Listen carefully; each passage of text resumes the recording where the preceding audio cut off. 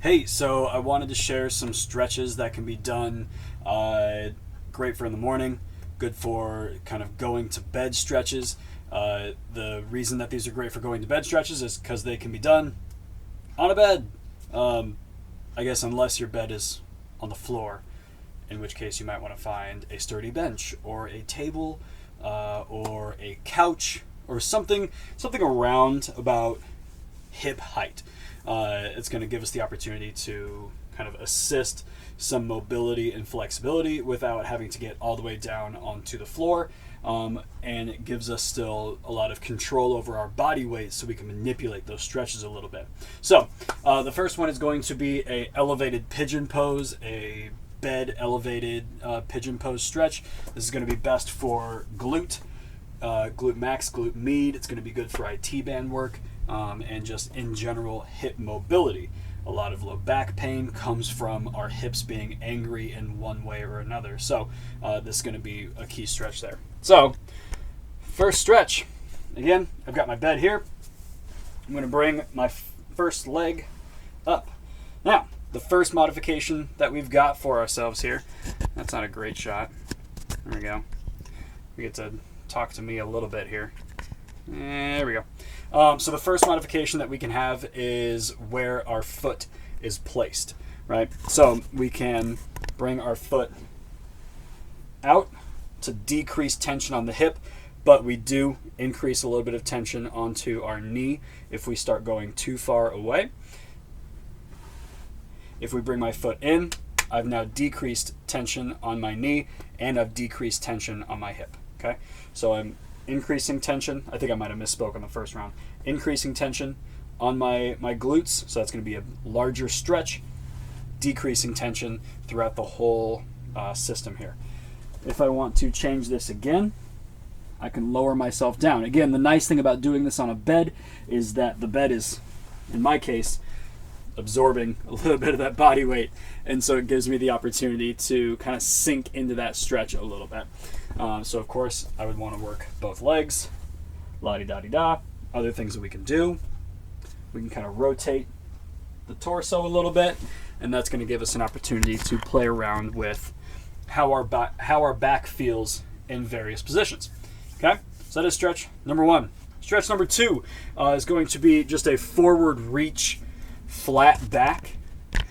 So if this were a yoga practice, we'd be kind of going into a half raise position. So if I'm working yoga, I'm working my way into a flat back half raise position. I'm going to use my bed to kind of mimic that same position.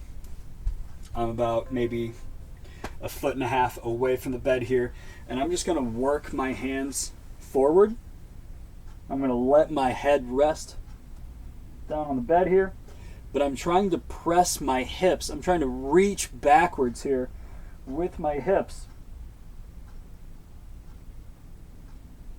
and kind of let my torso continue to sink downwards. What I'm feeling here is I'm feeling a stretch through my shoulders. I'm feeling a stretch in my hamstrings. And so I'm elongating through that posterior chain, the muscles on the back side of my body. Okay. Now, another way that we can play around with this is if I step farther back, I now have the ability to press my head down below the line of my shoulders. Always be careful when we're going into ranges of motion where we're pushing past a body line. But I can play around here. I can change the angle of my shoulders. And these are all opportunities to just feel a new range, feel a new movement, and stretch. Okay? So that is stretch number two. Stretch number one was our elevated pigeon. Stretch number two, we've got a bed-assisted forward reach. Stretch number three, just kind of good old-fashioned straight leg out in front. Now, ways that we can play around with this. Okay?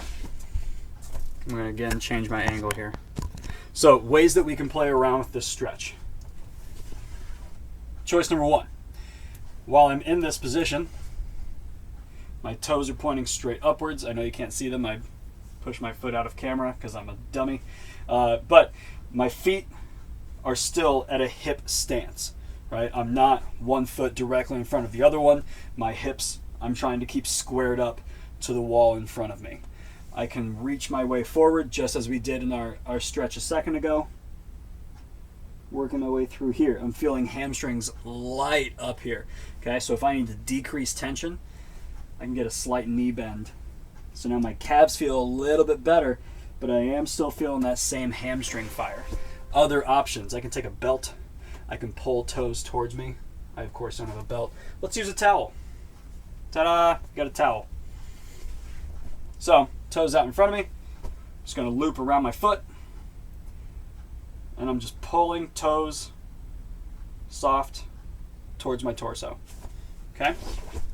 I would advise against letting go of the tension that quickly. Again, working both legs. Anytime we're stretching, in general, we want to allow our muscles at least 20 to 30 seconds in a stretch. I'll say it again. Holding that stretch for at least 20 to 30 seconds. At minimum, we want 30.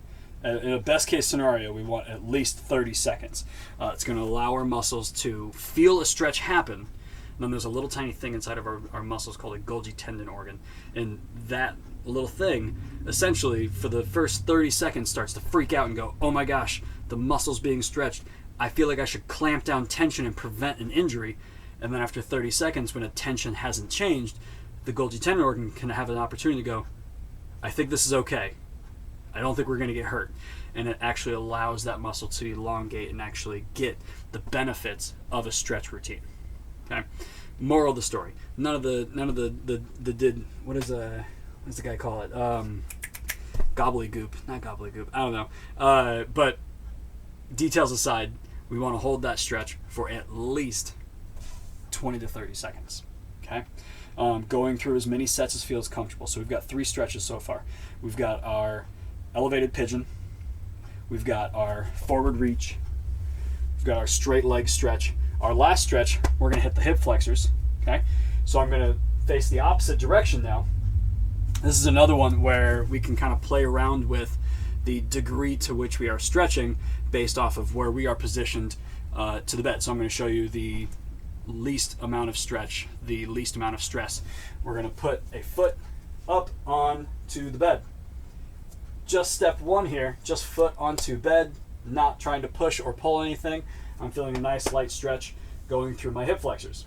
Now, if I want to increase this stretch, option 1 could be I step a little bit further away. Trying to square my torso up. Again, hips are square to my opposite wall. Nice tall torso. A slight push of my hips forward here to activate that push forward. I'm getting a little bit of fire into that hip flexor. Other options we could have, if I wanted to get crazy on things, I can lower myself down to the ground and I can torture myself this way. That would be what's known as a couch stretch. But yeah, so generally speaking, the farther away we get from that anchor point, the higher stress we're going to be putting into that stretch hold. Again, at least 30 seconds being held. Don't arch through our back. We don't want to open up and do sorts of weird things. What we can do is play around with some torso twist. Again, ooh, got a nice little back pop there. Again, just kind of playing around with position through here. Finally, this isn't really a stretch, this is more of an exercise, but we can practice a elevated cat-cow, coming into a cow position, arching into a cow, or a cat. I did those backwards. Cow, cat, working with that spine movement. It's not as pronounced as we would be on the floor, but we are still getting that same spinal mobility. Really good opportunity for us to work through our core muscles there. So, as always, let me know if you have any questions. Hopefully these feel good.